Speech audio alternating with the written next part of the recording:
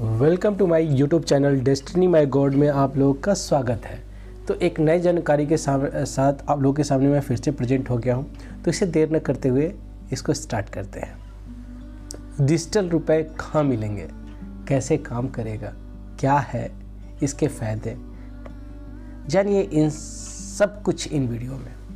तो देश में डिजिटल इकोनॉमी को बढ़ावा देने के लिए भारतीय रिजर्व बैंक ने पायलट प्रोजेक्ट को तौर पर डिजिटल रुपए की शुरुआत की है।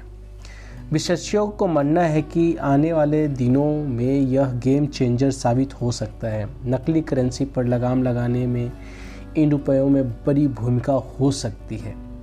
सरकार रुपयों को छापने का खर्चा भी घटेगा। अर्थशास्त्री में मनोरंजन शर्मा कहते हैं कि सरकार को रुपए छापने और उसके रख रखाव के लिए हर साल लगभग 6,000 करोड़ रुपए खर्च करने पड़ते हैं। डिजिटल रुपया लागू होने पर सरकार के इन खर्चे में काफ़ी कमी आएगी। डिजिटल रुपए से नकली करेंसी पर रोक लगाने में मदद मिलेगी। आज देश में रुपए का एक जगह से दूसरी जगह में ले जाने पर काफ़ी पैसा खर्च करना पड़ता है। डिजिटल रुपए से इन समस्याओं का समाधान मिल सकेगा। आपके मन में कई सवाल होंगे कि डिजिटल रुपया कैसे काम करेगा, कहाँ मिलेगा। आप सभी सवालों का जवाब हम यहाँ एक्सपर्ट की मदद से देने का प्रयास कर रहे हैं। डिजिटल रुपए या ई रुपया नोट, सिक्कों या डिजिटल या इलेक्ट्रॉनिक रुपए हैं। इस ई रुपया का आने से आपको नोट या सिक्के रखने की ज़रूरत नहीं होगी। खरीदारी या किसी अन्य लेन देन के लिए आप ई रुपए को इस्तेमाल कर सकेंगे। इसमें फ़र्क सिर्फ इतना है कि लेन देन या ऑनलाइन यानी डिजिटल करना होगा। डिजिटल रुपए ब्लॉकचेन टेक्नोलॉजी पर आधारित है। भारतीय रिजर्व बैंक ने पायलट प्रोजेक्ट के 8 बैंकों के जरिए डिजिटल रुपया उपलब्ध कराने की बात की है।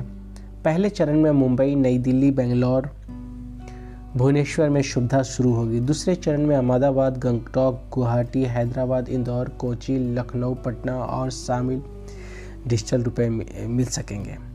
पहले चरण में 4 bank state bank of India, ICICI bank, yes bank और आईडीएफसी फास्ट बैंक मुंबई, नई दिल्ली, बेंगलुरु और भुवनेश्वर में ये सुविधा उपलब्ध कराएंगे। वहीं दूसरे चरण में bank of Baroda, union bank of India, HDFC bank और कर्नाटक महिंद्रा के जरिए डिजिटल रुपए मिल सकेंगे। bankbazaar.com में CIO आदिल सेठी कहते हैं कि यूपीआई के जरिए आप पेमेंट करते हैं, उसका ट्रांजैक्शन भले ही डिजिटल हो लेकिन बैंकों के बीच वह लेन देन या सेटलमेंट कैश में ही होता है। उदाहरण के तौर पर आप किसी भी बैंक को ग्राहक और अपने किसी दूसरे बैंक में ग्राहक को कोई पेमेंट यूपीआई के जरिए किए तो आपका बैंक उतना पैसा कैश के तौर पे उस दूसरे बैंक को भेजेगा। वही डिजिटल रुपए में लेन देन का तरीका इससे थोड़ा अलग। इसमें आरबीआई द्वारा जारी डिजिटल नोट को जरिए हम पेमेंट कर सकते हैं। यह ट्रांजैक्शन उसी तरह होगा जैसे आपने किसी व्यक्ति को कोई पेमेंट कैश में किया हो। फिलहाल आप भारतीय स्टेट बैंक, आईसीआईसीआई बैंक या यस बैंक या आईडीएफसी फास्ट बैंक के ऐप्स या वेबसाइट से डिजिटल रुपए खरीद सकते हैं। इसके लिए ग्राहक के मोबाइल में या किसी अन्य डिवाइसेस में बैंकों द्वारा एक डिजिटल वॉलेट उपलब्ध कराया जाएगा। ग्राहक अपने बैंक के वॉलेट में इस डिजिटल करेंसी को रख सकता है। इस डिजिटल के रुपए में व्यक्ति या व्यक्ति और व्यक्ति से व्यापारी के बीच में लेन देन हो सकता है। जब आप किसी दुकान पर कोई सामान खरीदने जाएंगे तो आपको दुकानदार या मर्चेंट की ओर से एक क्यूआर कोड दिया जाएगा, जिससे स्कैन करके आप अपने डिजिटल पेमेंट वाले जमा ई-रुपया में पेमेंट करा सकते हैं। आपके सेविंग अकाउंट में पैसे पड़े होने पर भी उसे ब्याज मिलता है, लेकिन आपके वॉलेट में डिजिटल या ई-रुपया पड़ा होने पर आपको उसका ब्याज नहीं मिलेगा। इस बैंकों में जमा समेत रुपए के इस रुपए में बदला जा सकता है। डिजिटल रुपए के उपयोग में भौतिक मुद्रा में प्रबंधन से साबित परिचालन लागत कम होने का भी उम्मीद है। जिस तरह आरबीआई की ओर से जारी किया गया नोट हर जगह मान्य होता है, वैसे ही ई-रुपया लीगल टेंडर होगा।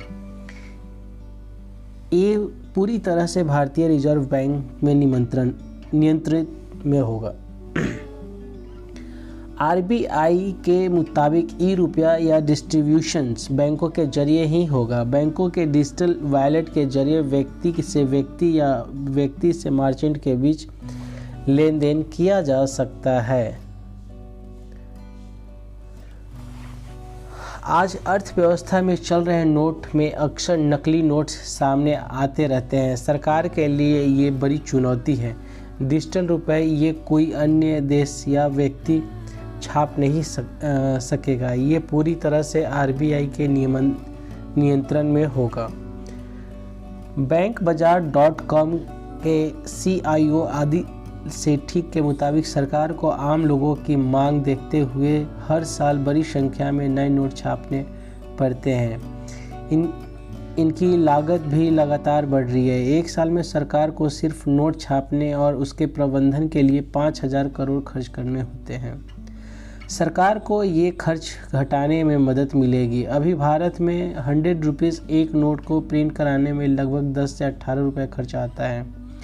वित्त वर्ष 2021 से 22 आरबीआई ने 4.19 लाख अतिरिक्त नोट छापते हैं। डिजिटल रुपए के जरिए किया गया कोई भी ट्रांजैक्शंस सरकार की नज़र में होगा। कोई व्यक्ति डिजिटल रुपए के ट्रांजैक्शन को छुपा नहीं पाएगा। ऐसे में पारदर्शिता बढ़ेगी और काले धन पर रोक लगेगी। आज INFT या RTGS जैसे ट्रांजैक्शन करने पर पैसा एक जगह से दूसरी जगह पहुंचने में कुछ समय लगता है, लेकिन डिजिटल रुपए के जरिए पैसा भेजने पर जिससे पैसा मिलना या उसे तुरंत मिल जाएगा। डिजिटल रुपया और क्रिप्टो करेंसी बिल्कुल अलग है। क्रिप्टो करेंसी को कोई रेगुलेट नहीं करता। वही दूसरी तरफ डिजिटल रुपये की तरफ से आरबीआई को नियंत्रण में आरबीआई को इसको लेकर नियम बना रहा है। आरबीआई को पायलट प्रोजेक्ट के तौर पे इनकी करेंसी को लॉन्च किया है। क्रिप्टो को माइनिंग की जाती है, जबकि डिजिटल रुपए आरबीआई ही जारी करेगा। नहीं, फिलहाल ऐसा नहीं है। संभव है कि भीम यूपीआई सेवा डिजिटल रुपए में सेवा समानांतर चलती रहे। ये संभव है कि आने वाले समय में सरकार इन दोनों सेवाओं को आपस में मिला दे। अर्थशास्त्री डीके जोशी कहते हैं कि दुनिया के कई देश डिजिटल करेंसी लाने पर काम कर रहे हैं। चीन के कई शहरों में पायलट प्रोजेक्ट के तौर पर डिजिटल करेंसी चलाई जा रही है। G20 और 16 देश डिजिटल करेंसी पर काम कर रहे हैं। रूस के सेंट्रल बैंक 2021 दिसंबर में कहा है कि वो डिजिटल करेंसी के प्रोटोटाइप्स पर काम कर रहे हैं। फिलहाल आरबीआई ने पायलट प्रोजेक्ट के तौर पर यह सेवा चुनिंदा शहरों में चुनिंदा बैंकों के जरिए पहुंचाई है। इस पायलट प्रोजेक्ट के सफल होने पर चरणबद्ध तरीके से यह सेवा बाकी शहरों में पहुंचाई जाएगी। ई-रुपी की सुविधा national payment corporation of India NCPI की ओर से दी जा रही है। NPCI ही ई-रुपए पेमेंट के लिए QR कोड भी जारी कर रहा है। इस सुविधा से दुकानदारों को तुरंत उनका पैसा मिल जाएगा। उन्हें कैश लेकर जाकर बैंक में जमा नहीं करना होगा। ये पूरी तरह से सुरक्षित पेमेंट का माध्यम होगा। तो ये जानकारी आप लोगों को कैसा लगा? अगर ये जानकारी आप लोगों को अच्छा लगा तो शेयर कमेंट ज़रूर कर दीजिएगा, लाइक भी कर दीजिएगा। और ऐसे ही वीडियो के साथ आप लोगों के सामने मैं फिर से प्रेजेंट होऊंगा। तब तक के लिए धन्यवाद।